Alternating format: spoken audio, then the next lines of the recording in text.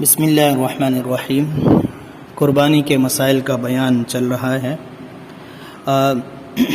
کسی دوسرے شخص کے لیے قربانی کرنا، سوال یوں بن سکتا ہے کہ ایک شخص دوسرے کے لیے اس کے حکم سے یا اس کے حکم کے بغیر قربانی کرے تو اس دوسرے شخص کے ذمے سے کوئی واجب قربانی ادا ہو جائے گی یا نہیں؟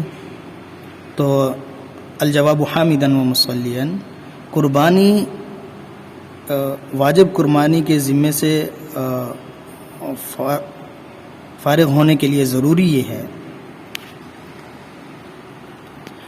یہ ہے کہ اس شخص کا اس جانور میں کسی طرح کی ملکیت ثابت ہو، وہ خود اس پہ قبضہ کر لے یا کوئی اس کا وکیل اس پہ قبضہ کر لے، یا اسی طرح ملکیت ثابت ہونے کے بعد اگر ایک شخص اس مالک کی طرف سے قربانی کرتا ہے تو جائز ہے۔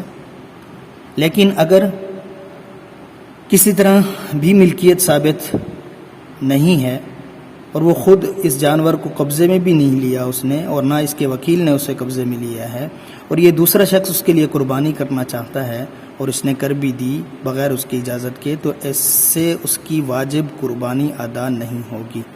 اجازت ضروری ہوگی یا اس کے علم میں لانا ضروری ہوگا، اس کی ملکیت میں لانا ضروری ہوگا۔